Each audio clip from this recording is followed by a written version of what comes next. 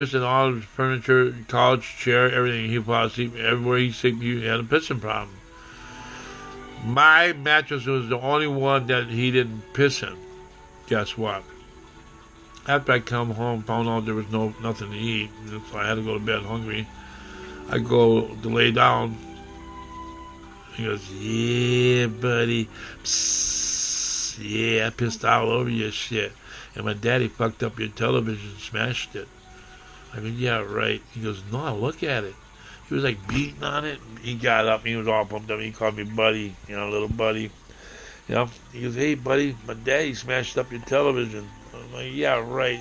He goes, "Did?" He's like, I told him you tap it on the side and it would work. I was at St. Meetings in Portage. I got it, and I had it for about 10 years or whatever. But you tap it on the side and it would work. You tap it just right, it would work. I don't have a loose fuse or whatever. But he said his retarded dad, Victor, wasn't his real dad. But anywho, he said he was like beating on it, pounding on it, just boom, boom, boom, boom, boom, boom, then shaking and banging against the wall. And he hit it real hard one time. I mean, really smacked it right upside it, and it fell off the dresser. Like, damn, he says, "Don't you fucking tell Jimmy nothing. I'll whoop your ass, boy." And he picked the fucker up and he put it back in the dresser. And they all went to bed and act like nothing happened. Don't shit. And he got up. He says, look at it, look at the back. I'm like, oh my fucking God. This was it. And then his brother was stealing tools. Because, the trunk was smashed up. I was keeping the tools and everything, tires and everything, all in the basement.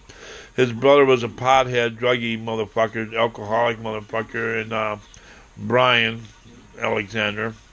And he never had a job or nothing. He was stealing my fucking shit and selling it.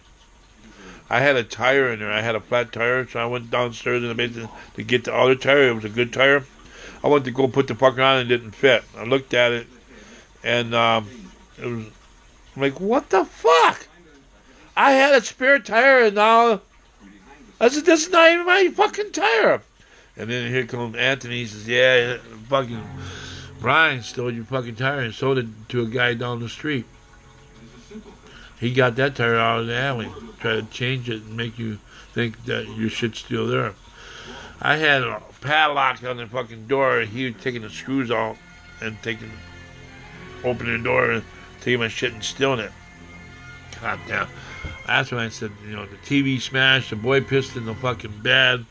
I had to lay some towels on it, whatever, like, hungry. I told my cousin, I went up to Portage, and I went to visit my cousin in Portage, and I told him all this shit. I said, they'd pay me $2 for gas, and they had me take him there, or whatever, and they'll look and see, and he says, "See, that's my gas. Don't you fucking start your car.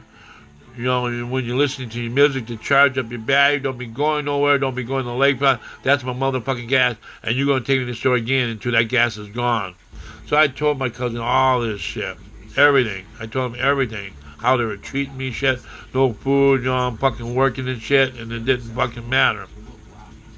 I had a day off or whatever, So he says, I tell you what, you can come up here and move in with me, and not permanent or whatever, but you can stay here. You don't have to live like that no more. You can come live with me. I'm like, cool, awesome, Jimbo, So anyhow, I went back to Milwaukee, and then I worked the last 3 weeks, and I told him, I says, "Hey, when I was up north in Portage, I met up with my old boss," which is a true story. And that he gave me his card and told me I could come work for him. And it's all legit. I got a job. I got a real job. I said, I go back up north and I'm going to start building log cabins.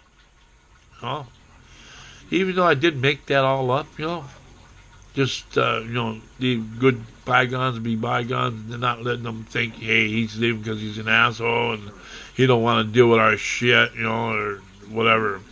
Duh! Wake the fuck up. Why would I want to live like that? I know, so, Mandy, Mindy, whatever, I know what it's like to be homeless. I know what it's like to sleep in a fucking mattress that's full of piss. I know what it's like not to go to bed hungry. I know what it's like to be homeless. When my mom died, I was homeless. I had to stay with friends and shit and fucking live a fucking life. As long as I had my car and my tools and that's all I had. And the shirt on my back. Anyhow, so then I moved up north and lived with my cousin. And no shit. I told my cousin, I said, well, I need to get a hold of this Lawrence Mead. I need to get a hold of him. So I tried and tried and tried. 3 days. And then I'd be gone or whatever, and my cousin, he'd tell me, yeah, that guy called. I said, yeah, he called. So I called back, and he was gone. He was always gone, and I was always gone, whatever. Finally, one day, I got home by my cousin. Gone all the time. Didn't want to stay there. He had his girlfriend there and shit. She was pregnant and always bitching. Joni Reamer. If you ever see this, hi. Tell my cousin I said hi. She had a kid he got her pregnant. She's got a kid of his. He should be a grown man by now. Anyhow. So then I was living with my cousin and I finally got a hold of Lawrence Mead. Finally got a hold of him. 3 days. Finally got a hold of him. Talked to him, man to man. He goes, Carl. He says, how the hell are you doing? He says, you need a job? I'm like, yes, I need a job. So he got me hooked up with him. Go out to Wisconsin Dells and cut up slabs, making bundles. That was my first job working for him. So he went by how many bundles I did. He says, we get guys here. He had a whole shit barn full of slabs because he was building log cabins. And he was smart. And they saved everything, made money from everything. So he'd buy these big trees and that, cut them down, whatever. And they cut the slabs off so they could build for log cabins. So he's taking the slabs and cutting them up with chainsaws and tying them up, into bundles, $5 a bundle. So he says, the last guy I worked here, he got 47 bundles done a day. 47 bundles done a day. And says, so that averaged them, $10 an hour. So me, being a handicap, I wasn't a handicap back then. This was before I cut my arm off with a chainsaw. Me, being a little skinny, scrawny, fucking 135 pounds, 5'7", little fucking George, midget, whatever. So, I wasn't very good with the chainsaw, just learning how to use it and shit, but I did all right, I guess. And they were just grabbing by the handfuls and shit, going maniac about it, just like cut it up, tie it up, put it, stack it, whatever. Well, I didn't do 47 bundles, but I did like 27 bundles, which was a lot to me, And he come back and he goes, well, you did half of that, eh? I'm like, yeah. He goes, oh, you sure? I'm like, yeah. He goes, well, I'll tell you what, you're averaging out $5 an hour. The last guy was making $10 an hour, so Brian Navarro, he's the one that ran the fucking chainsaw, and he was in charge of building log cabins. So he literally he cut everything for a log cabin with the chainsaw, and we built it, But he was making, everybody did this, so the other guy before him or whatever, after him, Carlisle, yeah. Carlisle, whatever. Carlisle, he was a real cocky fuck. He was a chef or a cook or whatever. And he averaged $7.50 an hour. So he did maybe like 35 bundles in a day. But Brian did 47, so he did good, I did, 27. And Carlisle, he did 35, whatever.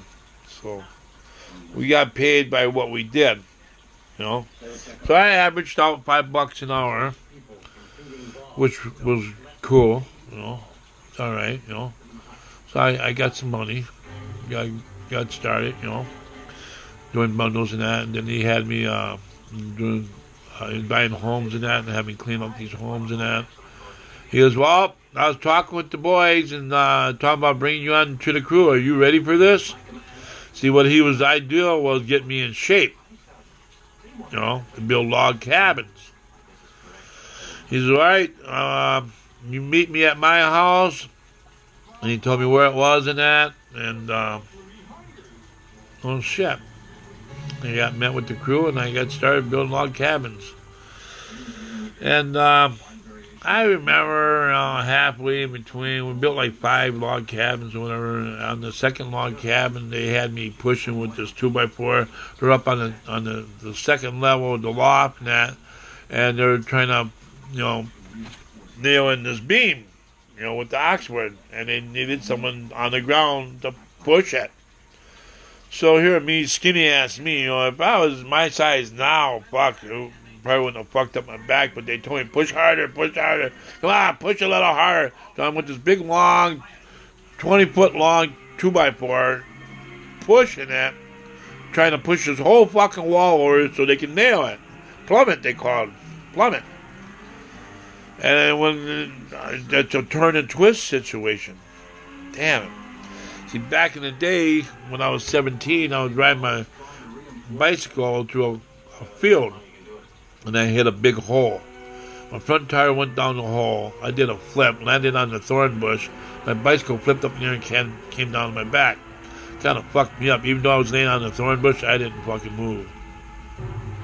That bicycle came down on my back, fucked up my back, so I fucking had a bad back since I was 17. Anyhow.